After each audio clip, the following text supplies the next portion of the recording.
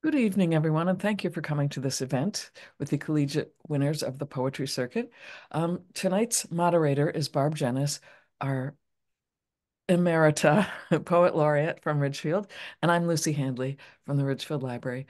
Welcome, everyone. Hi, Barb. Hi, Lucy. Thank you. And thank you, Ridgefield Library, for hosting us, always hosting these wonderful poetry events. We're really excited about tonight. This is our second year hosting the winners of the Connecticut Poetry Circuit, and I can't wait to hear their voices. It's going to be a wonderful evening, and I'm glad you could join us. I just want to, before we begin, I want to promo another upcoming reading that the library has. It's our monthly Poems from Connecticut's Four Corners series. It's next Wednesday. We have, let me share this with you. We have five and really incredible poets who will be joining us. We have Brian Cordell, Julie Cook, Lisa Quesito Kimura, Daniel Donaghy, and Dolores Hayden. So I hope you can join us for that. We'd really have, it's on Wednesday, March 6th at 7:00. You can find the registration link on the library website. So join us if you can. Before we introduce the poets, I want to talk a little bit or give a little background on the Connecticut Poetry Circuit itself, which was the organization that not only reviewed the work of the poets, and also helps promote them, helps them on their tour while they're still in school, and we're excited to have them as a advocate for young poets in our state. So a little background: the Connecticut Poetry Circuit was established in 1968 to continue the work of the New England Poetry Circuit, which was founded in 1964 by the Academy of American Poets and Holly Stevens, daughter of the acclaimed poet and Hartford Insurance executive Wallace Stevens. Each year, the Connecticut Poetry Circuit enlists a panel of poets to judge a statewide contest of college student poets. 5 student poets are selected to tour the circuit each spring and will read their work at a number of universities and events. We're lucky to have them here this evening. For people who are in this area, the Danbury area, they'll be reading in person next week at Western Connecticut State University. So welcome poets, welcome guests, and I'll introduce our first poet for the evening. Mia Anika Alexander is a sophomore at Wesleyan University, majoring in film studies and minoring in data analysis. Great combo. Her poetry has appeared in Chaotic Merge magazine, Warmly Zine, and Blue Flag Literary Magazine. In 2022, she was named Commended Foyle Young Poet of the Year, which is a great honor, by the UK Poetry Society. Next semester, she plans to continue working as the poetry editor for the Lavender, which is Wesleyan University's foremost literary magazine. In her free time, which I don't think she has a lot of, but in her free time, she enjoys rewatching Annie Hall, listening to the Beatles, and playing bass. Her hometown is Hoboken, New Jersey. So welcome, Mia. Thank you so much for introducing me. First off, I'd just like to say thank you so much for hosting this event, and thank you to you guys for coming out. It means a lot. Poetry is one of my passions, and it's glad to know. I'm glad to know that other people share that as well. So my poetry centers mostly around growing up in Hoboken, which, if you guys don't know, it's about 15 minutes from Midtown Manhattan, if the traffic allows for it. And so I went to school in Manhattan, and after school, I'd go downtown and hang out in like the West Village and East Village. So most of my poetry is about those experiences that I had in high school. So I'm going to start, let me pull up my document. I'm going to start by reading a poem called My Second Act of Defiance. My second act of defiance was smoking a broken cigarette pawned from a drunk stranger in front of the church I used to go to services with my Jewish father. After he found me bleeding out in a bathtub, he decided I needed some morals whacked into me. The stranger offered me a flame from his piss-soaked pocket. He liked me because I was young. I liked him because I thought he was as much God as that priest. When I used his lighter, he said, "Let there be light." Um, so this next one, I'm a film major, and in my free time, I'm usually just here in my dorm watching movies. And so this one is inspired by a movie from one of my favorite directors, Spike Lee, and his movie Do the Right Thing, which is about a very hot day in New York. It is 104 degrees. You wonder if you are still alive, which is not to say you feel dead, just zombified. Humid suffocation echoes through glass buildings, concrete. Your blood-slicked heart begins its terrified stagger. Wrist clammy to the touch, you are relieved at its snare drum beat under taut skin, bone. Sweat trickles, you lay down on Central Park grass, drip into mycelia, the place where drinking takes you, you forget your body even matters. Do you remember meetings? Listening to wisdom, pain, atop folding chairs, styrofoam cups, frayed nylon carpet? Nothing will ever yield as much as brokenness. After, you sit on church rooftop, legs dangling over its gapped teeth, red thudding in your ears, and wonder what your head cracked open on the pavement would resemble. Skull and eggshell fragments, your brain sizzling yolk on an oiled pan? Or would it stubbornly remain within its bone, unyielding, the pit of an unripe nectarine? Okay, so this next one is actually about being on campus. I go to Wesleyan University, and we have a very walkable campus, so I'm walking around everywhere. And this is about one of those nights, just walking around campus, sitting outside on the grass. November 2023. After dinner, we walk. She sets dandelion ghosts into the wind and watches as they settle in my hair, eyelashes. It's funny, I think, how my words fractalize and churn dust, never ending in the pursuit of touch. I find myself retracing footsteps, repeating untruths, how much I love her, how I'll take down your portrait, stubbornly framed above my bed. We lay under you often.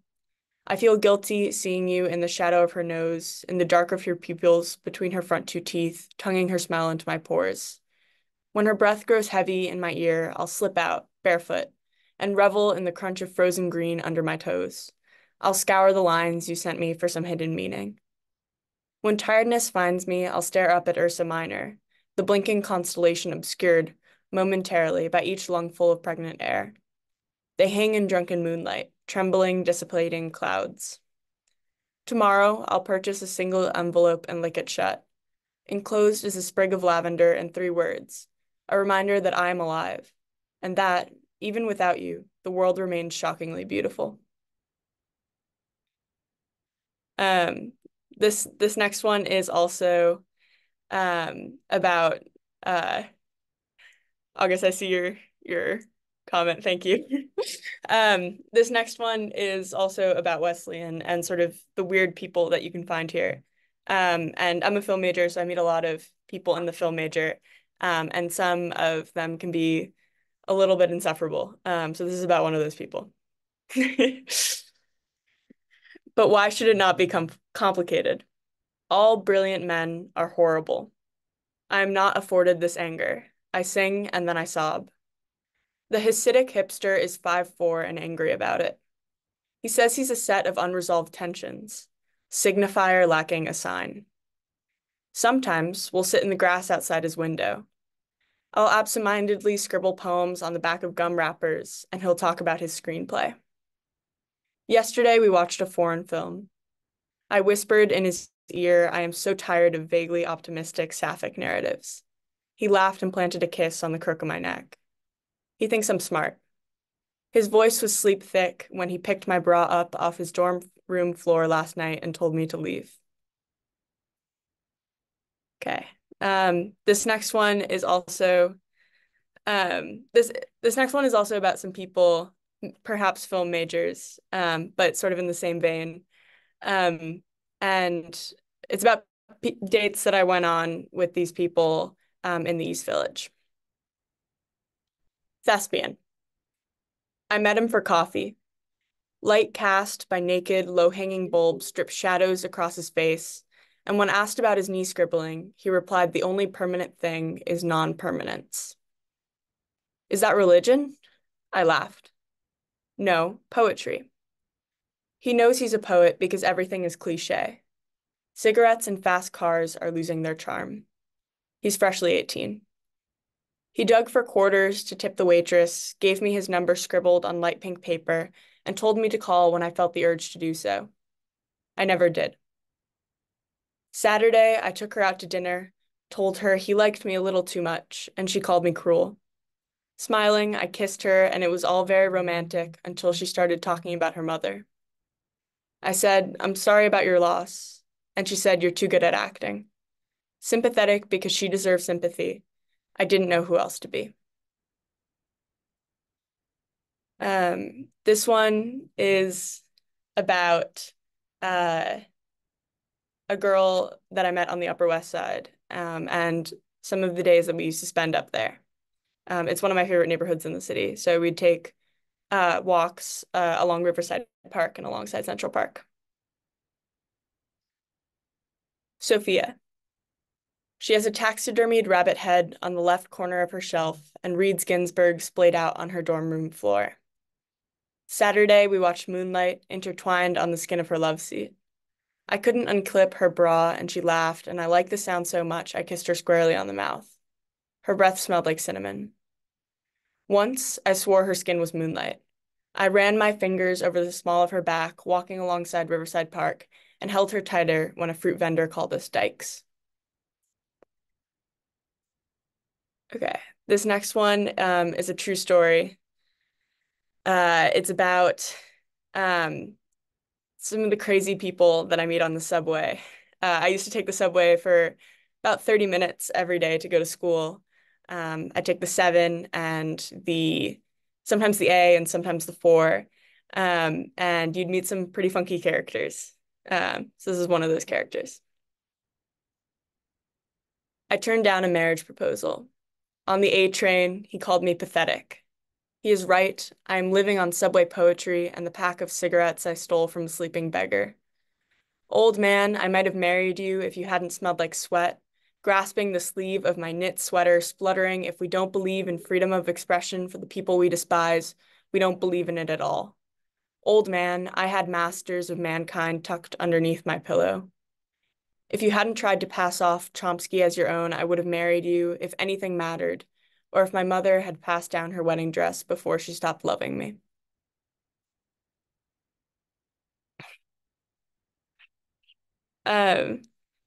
This next one is also a little bit of a downer. It's about my grandmother, who I love very dearly, and she was always a great supporter of my work, and just like writing generally. She was the only other person who had creative interests in my family. My dad's a lawyer, my mom studied to be a German teacher, so they weren't very interested in the arts, but she always was. Sometimes I wake feeling gone, and I don't know why. My grandmother texted on Thursday with LOL in parentheses. Ovarian cancer, she wrote. Come to Chicago this summer before I'm gone. Love, Grandma, accompanied by a selfie. Treatment had taken her eyelashes too. When I get out of the hospital, I'll look beautiful again. I just hope I don't gain the weight back. A week later, I look through my desk for stamps to send her widowed husband a letter. Thanks, he wrote. Sometimes there's nothing to say about death. I just hope she felt beautiful before she died.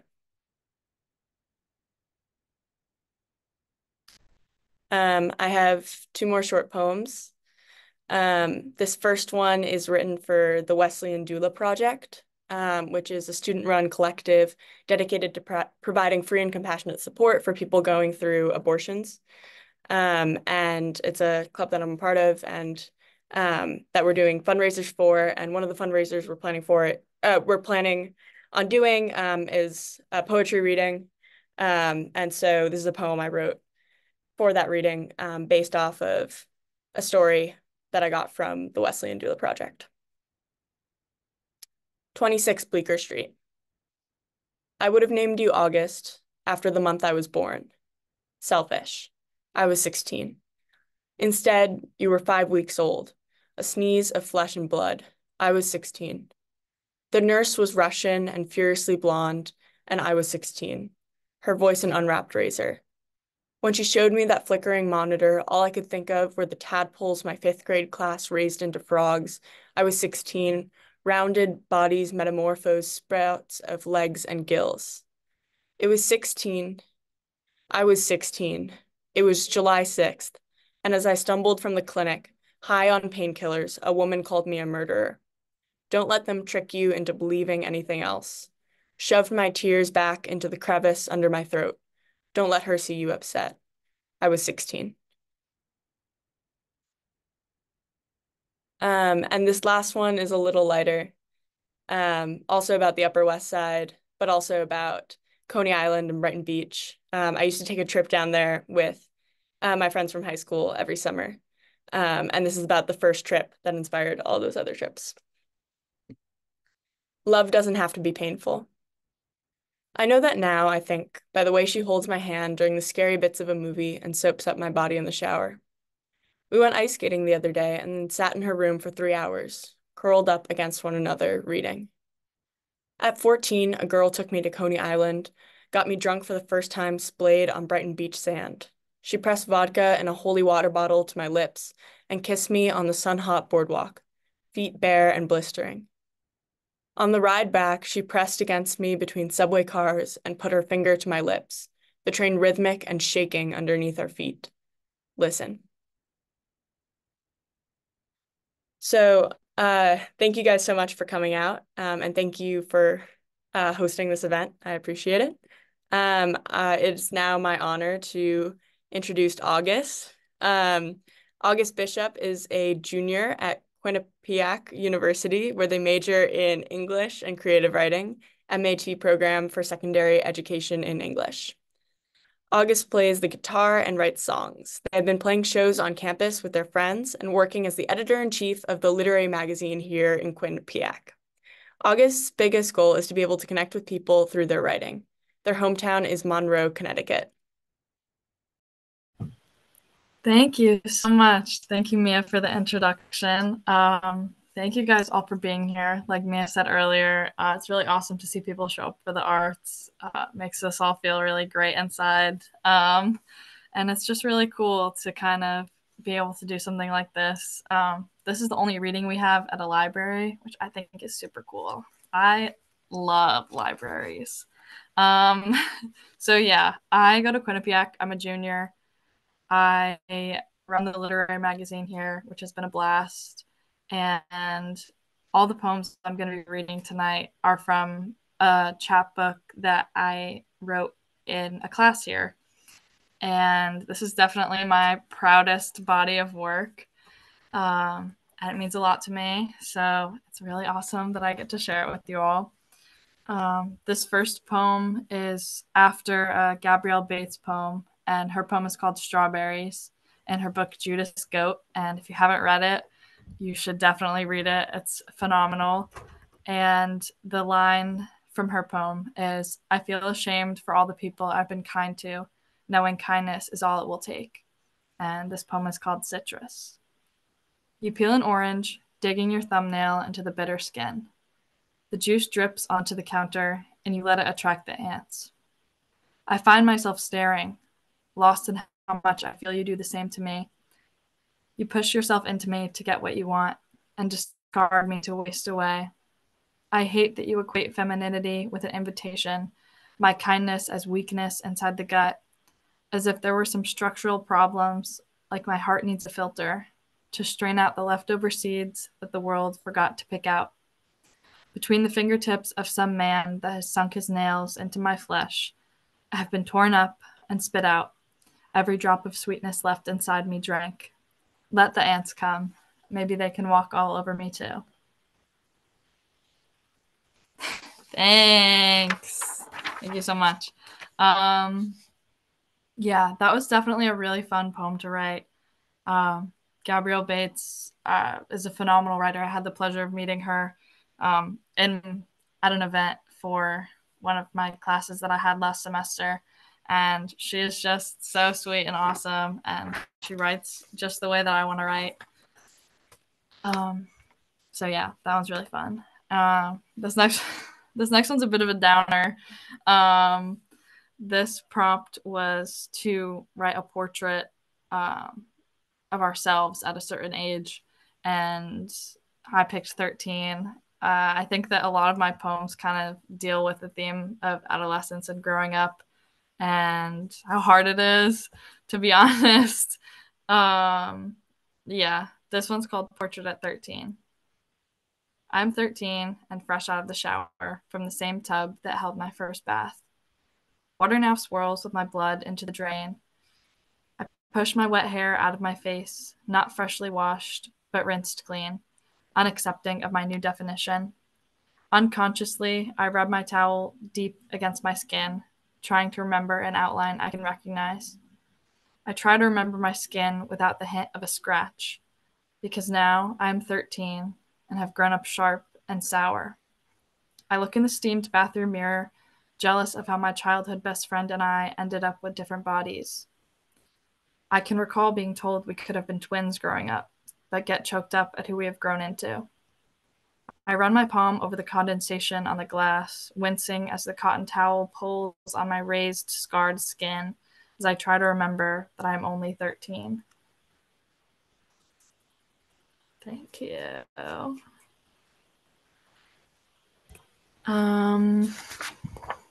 This next one was really, really fun to write. This is kind of written as a letter, and the prompt was to pick an inanimate object and write a letter to ourselves. And every prompt that I got in this class, I twisted and made it what I wanted it to be, and made it as depressing as possible. So yeah, this one is called Letter to August from the Jugular Vein. I'm honestly getting sick of you, tired of your lack of action antics. I work so hard just for you to feel out of breath when you see someone who could not care any less for you. I push, pump, pull as fast as I can to entertain your thought of something new.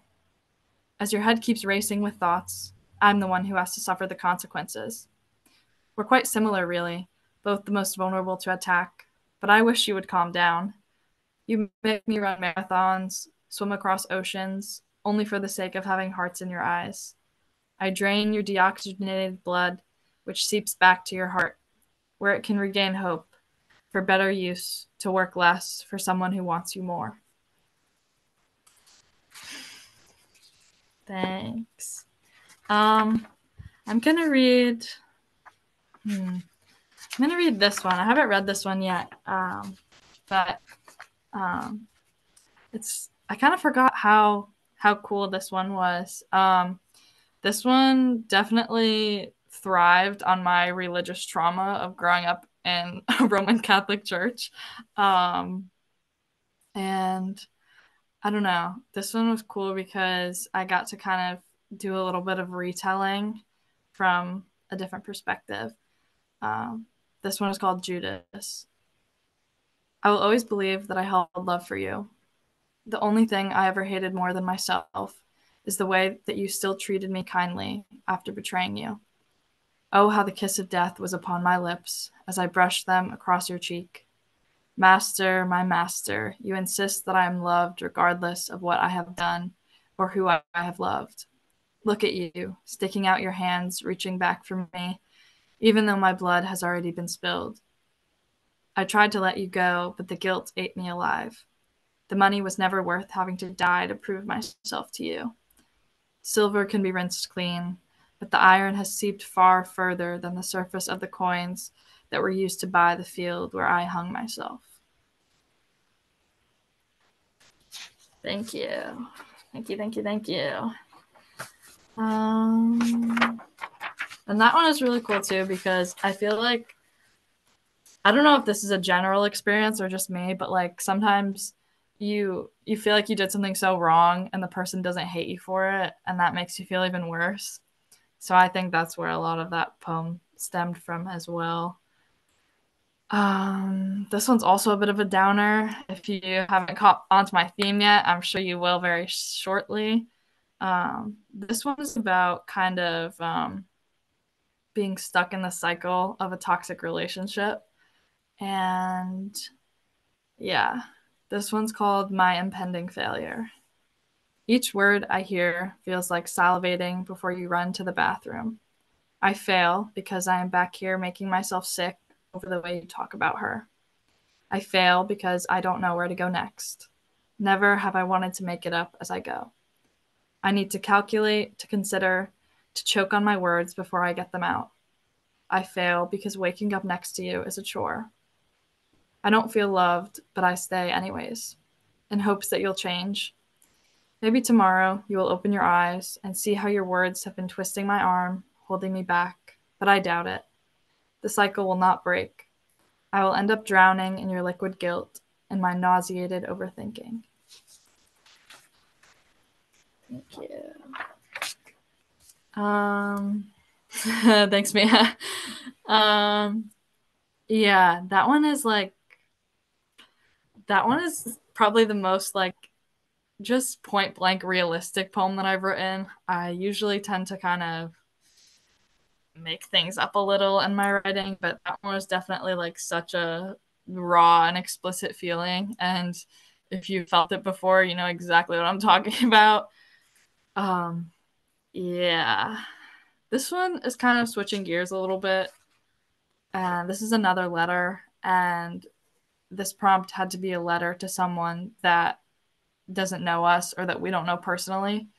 And at this point, I had a lot going on last year. I won't lie, but yeah, this one is a different gear than the other ones. This one is called Letter to My Dad's New Girlfriend. I know you don't know my name, but I wonder if you think about me the way I've thought about you. I'll take this opportunity to say how frightened I am for you. I wonder which version of my father you have been getting to know. How did he win you over? What story have you heard? There are so many things I wish I could tell you. No matter who you really are, you deserve to know the truth. Have you met his narcissism with his darkened gray eyes and blank stare back at you? Have you met his toxicity, boiling over while he watches you fall apart? Does he treat you better than he did my mother, who grew all 3 of his children in her womb? Do you trust him with the gun he carries? I know you have only heard the story that paints him as a victim and paints my own mother blue. Stranger, I plead, get out while you can, because you are the mouse and he's the cat. I hope you really know him the way you have to convince yourself that you do. Thank you. I'm going to read 2 more, and these ones are towards the end of my chapbook, and they kind of, to me, felt like the end of this period of mourning over so much that I lost and learning what I had gained. Yeah, this one's called Epilogue. I feel like a lighter that has been through the wash. Somehow I thought that I could find the same person twice inside of only you. I wouldn't be able to tell you 2 months ago, but I am now at peace in knowing that was the end of us. Now as you flick your thumb over the safety, a spark flitters and dies. The space between us will never be far enough, and what ifs cloud every instance while I talk to someone new. I convince myself this is what getting over you should feel like, that I hate you. But how could I end on an angry note? There's too much beauty in falling in love to be mad at the whole world. If not for anything else, at least I can write about it. So yeah, that's kind of my big shtick. Well, I guess I have something new to write about every time something soul-shattering happens. But yeah, I feel like, especially in this last poem, I was at a point in my life where I was really learning what it felt like to be happy and what it felt like to have a lot of people around me that love and support me, and really find my footing in my writing. Before I read this last one, I just want to say thank you again for you guys having us. We really appreciate it. This has been the most fun time of my life, getting to do this with these 4 other fantastic poets. Yeah, so thank you so much. This last one is called Where Have You Been? I have never been used to hugging hello and goodbye, smiling into shoulders, ears against rosy cheeks. Couldn't that at least be joy? My best friend rests her head on my shoulder while I play guitar from my bed. People are laughing from the next room, and I'm smiling in my own. Couldn't that at least be joy? Learning what laughter feels like, my lungs filling up every ounce of space in my chest, the same way they have through screaming and crying and fighting. I could draw out every negative from memory and spill them across the floor to fill the cracks in the linoleum. But after all that, don't I still deserve joy? I breathe through picking myself up, but there are arms outstretched towards me. Can't that at least be joy? Wrapped around my shoulders, it's somehow shocking. After anything, there is still joy in everything. Letting my friends hug me goodbye when they don't know the half of it. Couldn't that at least be joy? Sighing relief into necks. This has to be joy. So yeah, that's me. I'm August. Yeah, thank you guys for having us again. I have the pleasure of introducing Meagan, whose poetry I absolutely adore. Meagan is a senior at Western Connecticut State University, where she majors in professional writing. She is the recipient of the Ronald K. Goodridge Award for outstanding historically based and researched essay or short story. Meagan is an avid enjoyer of all things creative. She's a big fan of cozy games, indie content, and the otherwise weird. After graduation, Meagan hopes to work in a publishing house or a magazine, publishing the work of others. Meagan's hometown is Fishkill, New York. Hi, thank you for having not only me, but all of us. It's really like a privilege to be here. As they were saying before, this is the only library that we are doing a reading at, so I'm very glad to be here. I'm going to be reading 7 poems, but 2 of them are very short, so it'll go by quicker than you think. A majority of them are written in prose, but some of them are not. So, the first one is called A Bowl of Fruit on My Mind, and it talks a lot about nostalgia, and especially my first year off at college, because I graduated high school during 2020, so during COVID. So there was a lot of not seeing any of my friends before I went off, and we all went to different places, and that was kind of hard. So this is written about that time period. I think about them sometimes. I think about the way I'm curled into someone's lap at a drive-in and the way they press their forehead into the crown of my hair. The way humid summer weather clings to us even though night has fallen because there are 6 pairs of legs tangled beneath the blanket and not enough breathing room. How fearfully we all refuse to look at the screen even though we voluntarily came to this horror movie.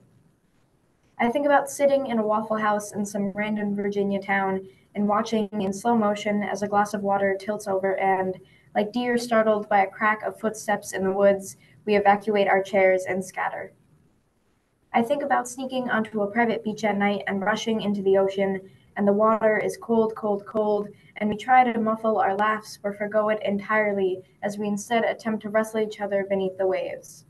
I think of us at Redline, all 8 of us, and the waitress that comes over to say how lovely it is to see none of us on our phones yet still having a grand time. And then I think about the distance between us all. And I think about watching their posts and wishing I could be there in person. And I think about 3 a.m. FaceTimes and trying to catch up, but how impossible it is to fit months worth of content for 8 different people into one call. And I think about the countdown in my head till I see them again. And I think that even though I say sometimes, I actually mean always. Okay. This next one is about the way that either I have shown people love or they have shown me love, not only just like romantically, but also platonically and also just with family and all of those different ways. So, is it not enough? Perhaps love is having the tender skin of a neck inches away from your incisors and deciding not to sink your teeth in and tear. Maybe it's someone's hand reaching under the table and pressing their palm to your quivering knee, a flick of anxious eyes meeting a squinted smile, and the tension flooding out from the soles of your feet, legs still.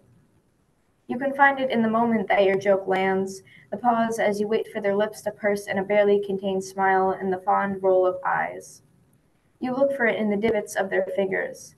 It's in the reflection of a rear-view mirror as you drive north, caught between the curvature of where shoulders meet spine, whispered when you roll over in bed, pot meeting kettle on the kitchen floor, bending and breaking and rebuilding, a witness to each show, growing weeds, tangled, judge and jury, tag out, tag in, learn, know, ask you, us, I. Our shoulders pressed together. Shouldn't this be enough?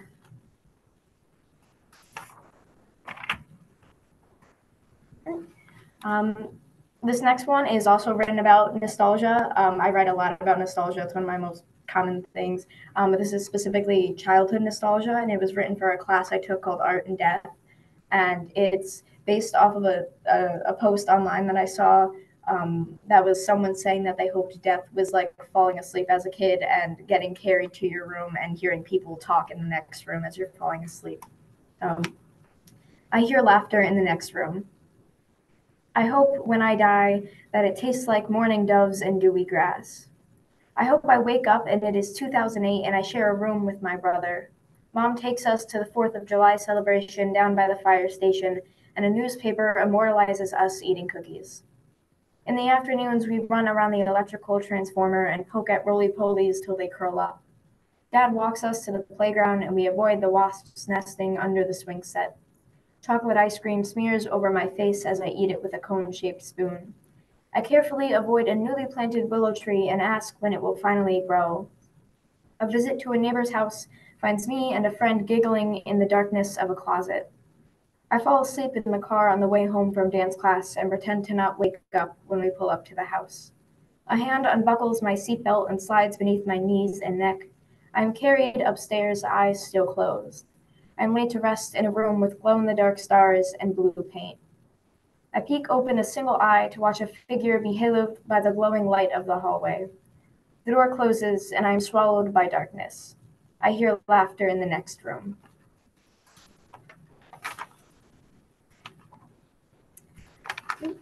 The final prose poem I'm going to be reading is called All the Things I Have with Someone Else's Name.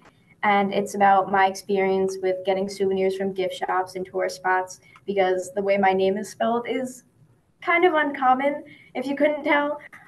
So it's kind of hard to find anything with that. A bottle of sand printed with Ocean City, New Jersey. A shot glass from a cavern in Vermont placed on a shelf and surrounded by the rest of my mom's collection. A rubber cup with no handle. A keychain from here or there that I received long before I ever had keys to put them on. A poker chip from Nevada in an old jewelry box. A string bracelet. A magnet of a cartoon mouse that clings desperately onto the fridge. A dented miniature license plate from a state I don't live in. A wish you were here postcard of a sunset from nowhere recognizable. A rusted coin. 1,000,001 trinkets, all of them in my possession, and none of them calling out for me.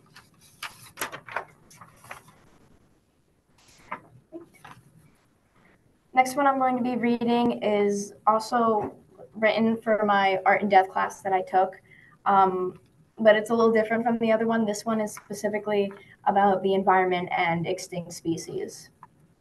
Dodos and the Dutch. The last dodo is killed in the 1600s. It's a violent death.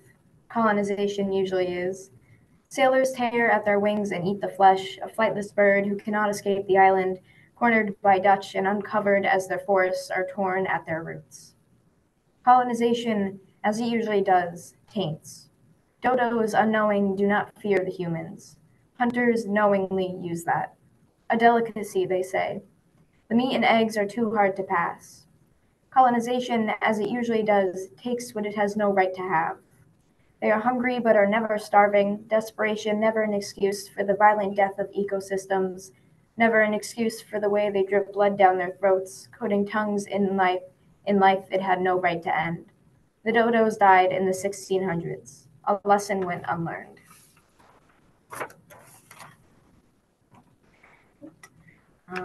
The next poem I'm going to read was at first also written for my art and death class, but then for the current poetry class that I'm taking, I took that old poem and I kind of tore it apart and repurposed it.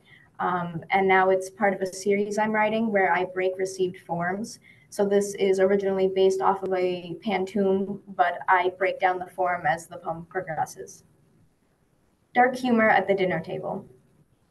I tell my mom at Thanksgiving dinner, I want to be pickled when I die. She swats a hand at me, horrified, and says, don't even joke about that. I want to be pickled when I die. It's a joke. Kind of. Don't even joke about that. She doesn't like the thought of me dying. Death is kind of a joke to me. Mom lets it known she wants to be cremated. She doesn't like to hear of my death. She's a phoenix reborn in fire. Mom wants to be cremated, spread along the beach or the Calvary or in Sunnyside. Her father was cremated. Birds of the same feather burned together.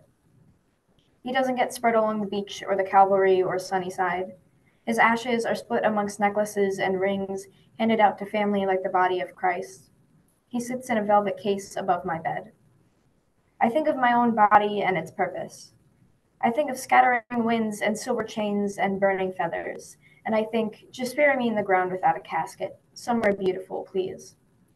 Instead, I tell my mom at Thanksgiving dinner I want to be pickled when I die. She swats a hand at me, horrified, and says, don't even joke about that. She doesn't get it. So I will laugh and apologize, and we will eat dinner while we still breathe.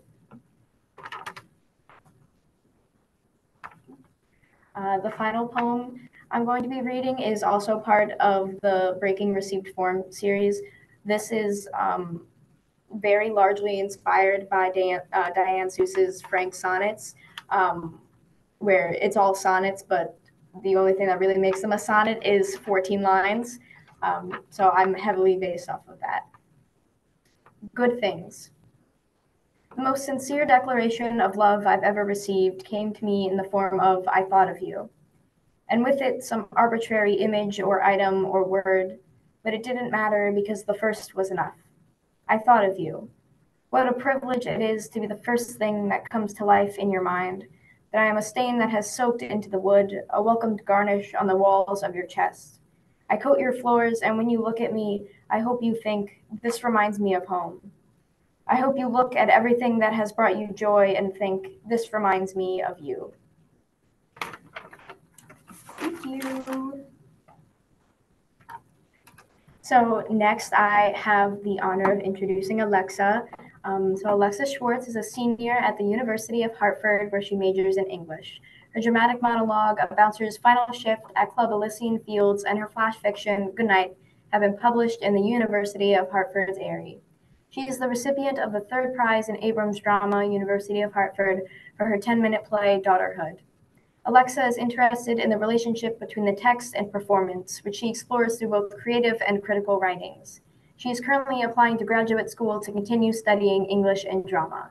Alexa's hometown is Farmingdale, New York. Hello. Thank you, Megan, for introducing me.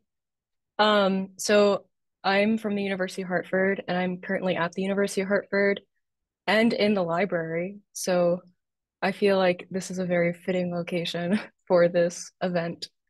So my poetry tends to be a bit more lyrical, I suppose. So yeah, and my first poem is entitled Second Ending, and I wrote this in my poetry workshop last semester. And I wrote this poem specifically for Maurizio Pollini, who, if you do not know, is an Italian pianist, a concert pianist, and also for my grandpa, who also was a pianist. And this is in two parts. 1. The pianist. A tuxedoed octogenarian of stooped posture and steadied hands is a mirror of his instrument. He alone delivers the evening's display of mazurkas, barcarolles, and arabesques. His feet lift above the pedals. The piano is a stream from which Schumann runs. It swells and pools, chromatics crescendo into a deluge, drowning him. Whereas we, perched near the rafters, remain dry and anonymous within what will be his final audience. 2. But your finale, months-long, windowless, and muted by morphine, went without an audience. The hospital room's emptiness, your only witness. Oh, so thank you. So one thing I will say is that when I had attended Polini's recital, it was last June, and I believe since then he's not ever performed again. So I find that quite tragic, unfortunately. So for my second poem, discussion between 2 points of a scalene love triangle. I also wrote this in my poetry workshop that was led by Professor Benjamin Grossberg. And I wrote this in response to a prompt about diction. And so I had to sort of juxtapose the diction or voices really of the speakers by way of like Latinate or Germanic vocabulary. And so this is called discussion between 2 points of a scalene love triangle. In Magdalen March's reign, I stood on the pedway and awaited your arrival. That you maintained was delayed, your smile cast like bait. I have had you wait behind pubs, soot-stained window panes, and in Corsica's queue for their 12 a.m. rate, where my denim jacket was Merlot stained. I dined you, danced with you, my footwork's finesse making its debut. Yet your steps only hastened the pace as you darted to the tube, fleeing my embrace. In Oliver's jazz and haze, I'd save you a place. Outside, my cig smoke ribboned around your face. But when Moretti had made it known to you that my nights with the others had left me blue, your eyes seemed to glare green and shimmer silent with a watery sheen. Thank you. And this next poem, I consider it like discussion to be a sonnet of sorts, though discussion, I'd say, is a sonnet on steroids. And this, I think, is somewhat more traditionally, at least logically speaking, a sonnet. And this poem, which is called Metropolitan Opera Queue, I wrote as part of my honors project in which I was responding creatively and critically to the poems of James Merrill, who I think actually served on the committee of the poetry circuit many, many years ago. And I was thinking about how he wrote about the arts and the way in which he wrote about the arts. And he actually has some poems about being in the audience of operas, which are really entertaining, but also really insightful. This is Metropolitan Opera Queue. Ahead, a couple is complimented in textiles and colors. He enrobed in wool, she swathed in turquoise, is a luminous and coppered, the gem itself. She likely curated her outfit in a sartorial seance with Mimi, whose regard for ornament gilded her in a luster only sopranos should bear. Yet, as we file into the house, we find its pearl is not for our taking. We are lost within the darkness, silenced by the tuning strings. The role of the seer is played by us, collectively, who had sought to be seen. And Mimi, if you do not know, is the soprano from Puccini's La Boheme, and her character is the seamstress. So for my next poem, I suppose I tend to try to base my poetry on like received pre-existing forms. And this poem, which is called Autumnal Antlers, I borrowed its form and I guess partially its title from George Herbert and his poems Easter Wings. And I also consider Autumnal Antlers to be a sort of ekphrastic poem, so a poem responding to art, as I wrote it after seeing a photograph called the Hokkaido Buck, which was taken by Colette English, who you can find on the internet, but also if you have Instagram, you can find her there. So yeah.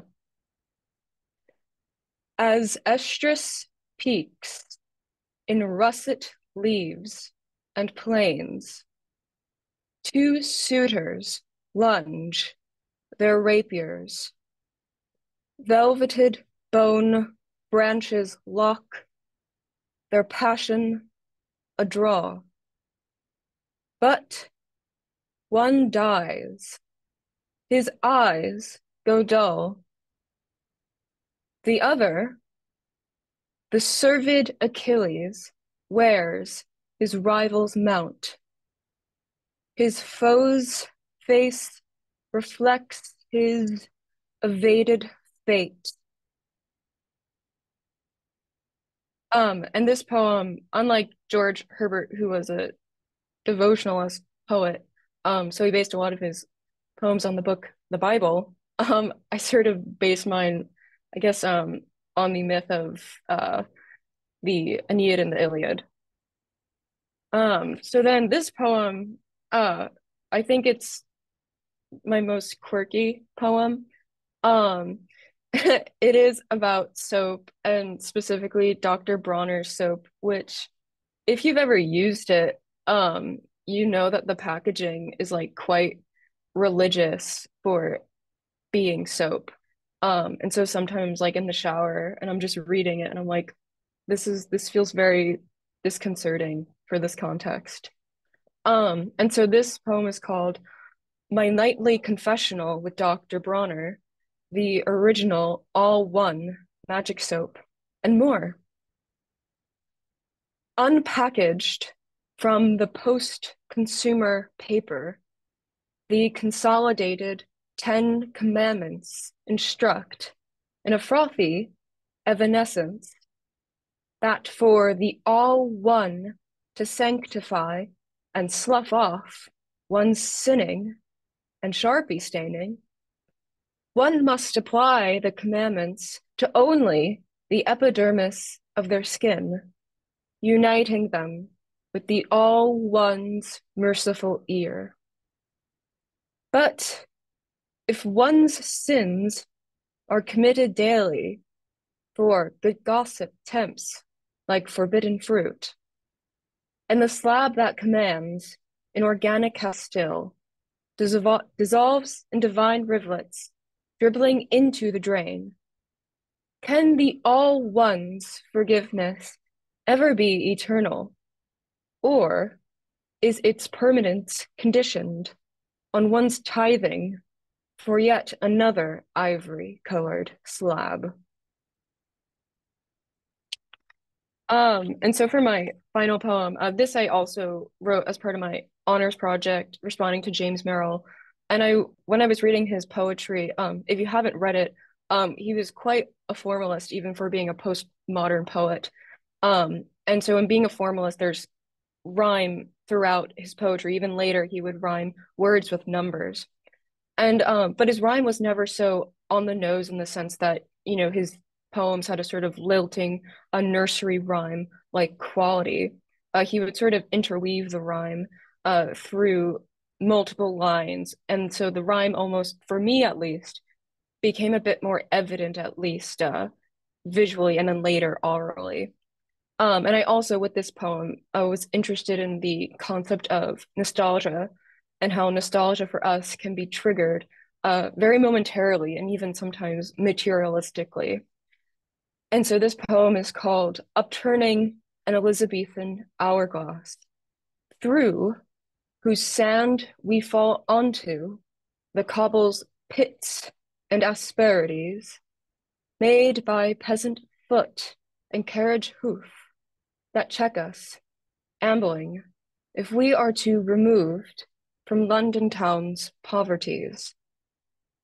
Turning into an alley, we find a pub where laboring men chorus Bacchus's songs whilst they lap his drink and render their night sleepless. At the theatre, young men cast as the lovers await their new lives in Veronan spring, while we, under the thatched cover, watch the pre-show of drunken groundlings whose apparitions disappear with each passing grain. Thank you.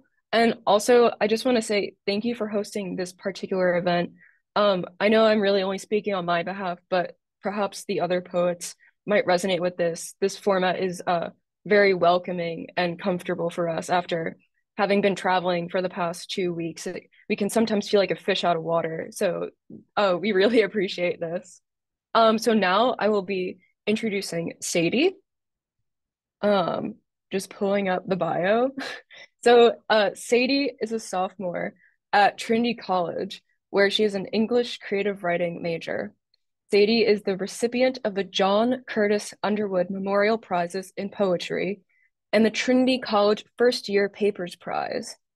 Her poetry has been published in Just Poetry magazine and the Vernacular magazine as well. In addition to writing poetry, Sadie likes to crochet, bake, and sing, and her hometown is Washington, New Jersey.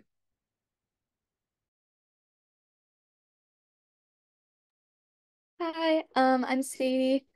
I'm going to be reading, I think, 10 poems today, 9 or 10.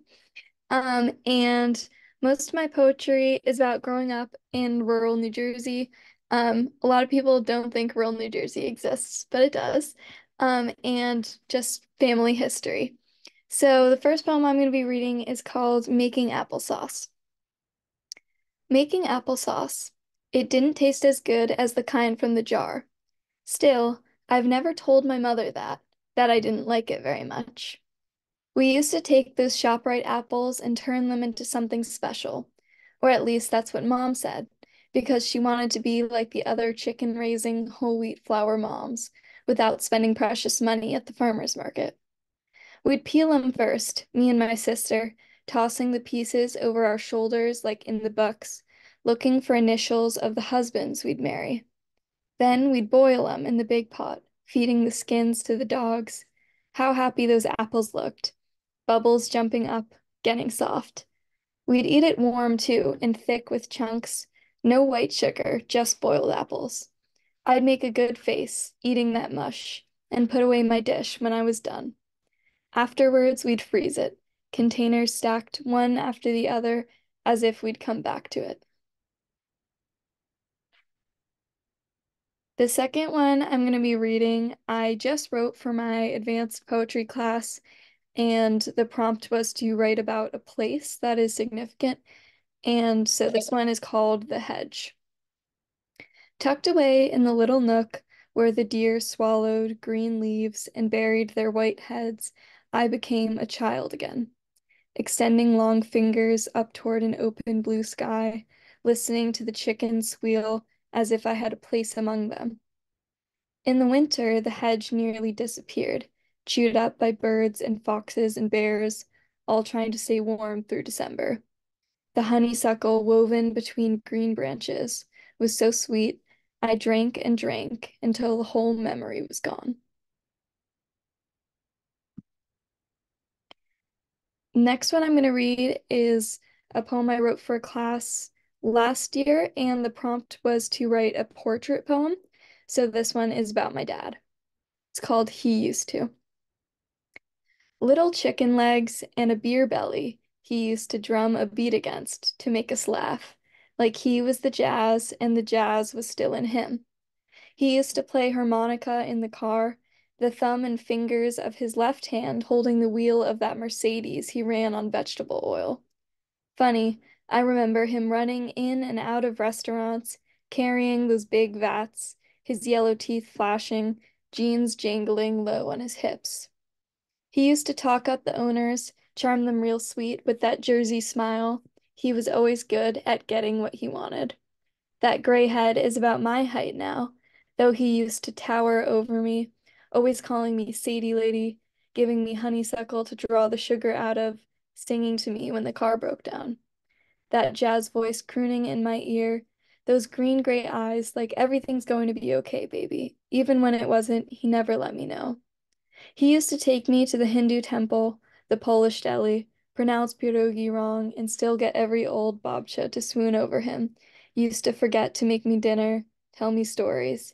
Used to love me so hard, like he had never done anything better in his whole life.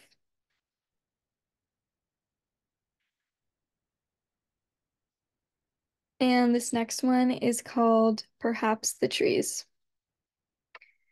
Perhaps the trees had not, after all, meant to beckon me in.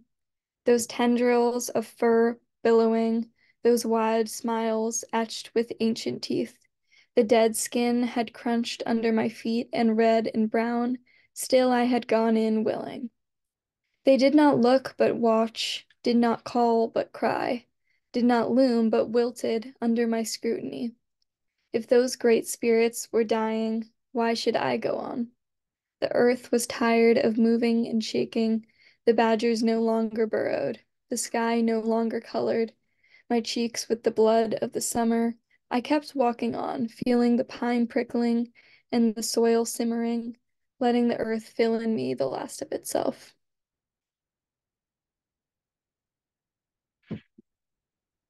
That one's kind of just about walking through the woods and just feeling like everything around you is so old and has so much history. This next one is called The Kitchen in Autumn, and it might seem a little similar to the first poem I read, but it's about peeling potatoes, not apples. All day we skinned red potatoes, the peel falling away, the dirt blood slipping through our fingers and resting on the bare feet under the table. The room was warm and smelled like snow as we sliced green leeks into rounds to bring a little spring back. Sonia laughed, trying to catch them like apple peels, the little sister I wanted but never had. Soup for the 7 of us. I sat at the table with the peeler, trying not to catch my fingers, and Mother sang while we worked. It was fall and the day was slow, the sun peeking out the corner of the window. Music was playing from the porch so softly it must have been in my head, and all week the leaves fell like rain. Oh, trees, oh, lovely little town. We didn't leave the house that month, couldn't pass the line of the fence. How tight the walls, how low the roof. The bushes overgrown until the sun had to fight the roots to be noticed. The trees so red and yellow and full, we couldn't look them in the eye. I sat at the table, trying not to catch my fingers, and all week the leaves fell like rain. The next two I'm going to be reading, I wrote last semester for a prompt in my creative writing class, which was to write about your neighborhood. And the first one is called River Wishing, and it's about the Musconetcong River, which is where I live. The river so big I almost drowned at 10 years old, as my tanned arms clung to the metal of the bridge and the current rushed at my back, now feels small. We skipped rocks across the white water like it had sailed down the bank just to make us happy. We called ourselves mountain children, wild, muddied, and unparented in our fantasies. We threw stones at squirrels, missing our targets to watch them scamper away. We caught minnows in our fists and let them go, ate dandelions and spit the bitter parts out, and to those smooth stones we whispered our secrets, our dark hearts. As they drowned, our wishes bloomed and came true. We found arrowheads, beer bottles, equally treasured possessions. Salesmen we were, getting rich on leaf matter. We were never called home, never went to sleep, but stayed out in the sun, getting stronger, eating snakes. How we laughed when the rocks turned under our feet. How that spring water made us come alive. And the next one I'm going to read is called General Store. Down the street was what we called the general store, although that isn't really what it was. Just a someone's house with a chicken coop and a garden. Out front, they sold eggs by the dozen and carrot seeds and little porcelain roosters we bought for $2 and placed by the sink. Mrs. and Mr. Dombrowski owned the store. We would sit by the bridge across the street looking over the river, listening to them toss grain and call out to the chickens in Polish, Kurczaki, chodź Kurczaki, and sometimes we ran around laughing and echoing them, Kurczaki, Kurczaki. My brother and I looked for quarters and pocketed them. We loved the little trinkets we could find there, our very own treasures. One day we decided to play a trick on Mr. Dombrowski. My brother ran to that house screaming about a brown bear, and both those gray heads peered outside, holding brooms and the gun while they chattered. I snuck into the back and took a hen up in my arms. She made some awful noise until Mr. Dombrowski came out the back door. With that broom, he chased me all the way down the street while we screamed, my hen screaming too, while the sun shone on the river and the happy currents gurgled, until we were caught and scolded and had to settle for our porcelain roosters.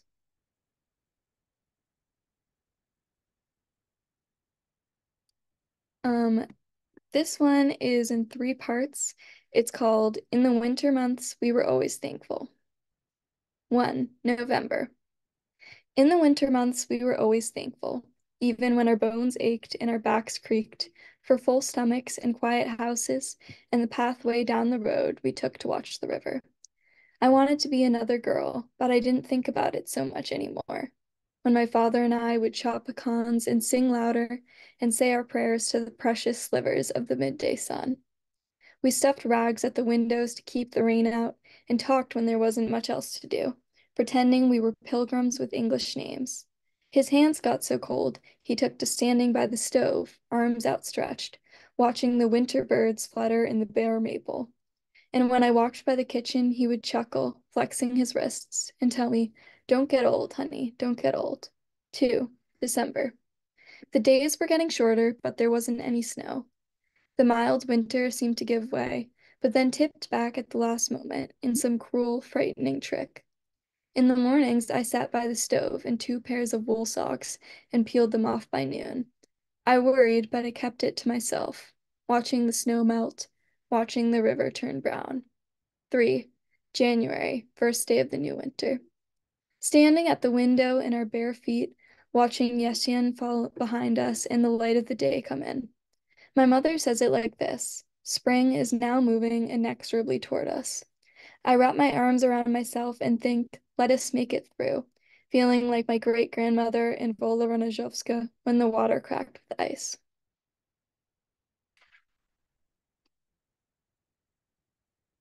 I have 2 more poems. This one is called Getting Out.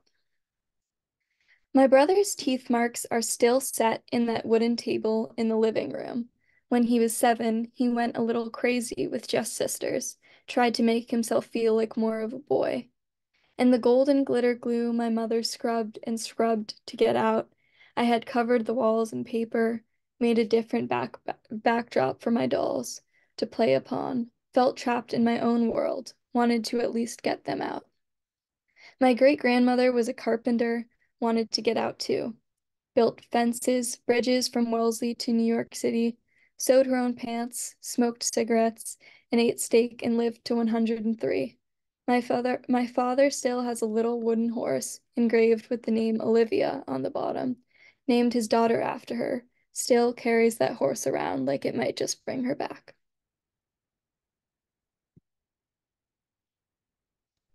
This final poem I'm going to be reading is called End of Summer. The end of summer crept up on me, unraveling and suddenly dead in my hands. The bears were growing thicker coats.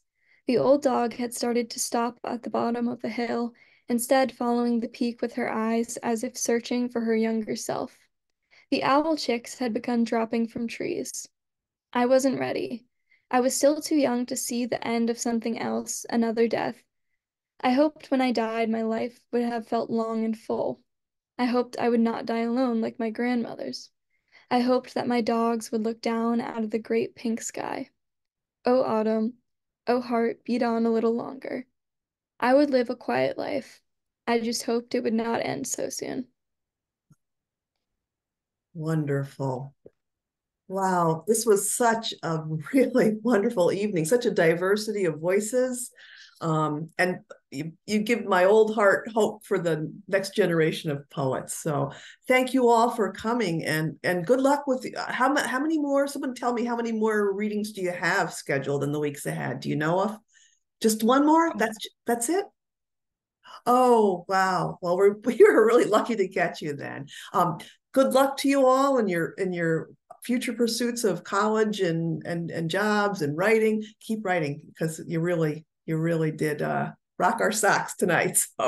So thank you, Lucy. Thank you and the Ridgefield Library too for hosting us. And yeah, have a good evening, everyone. Just a wonderful, wonderful range of poets. So thank you. Take care. Thank you so much for hosting us. Oh, we're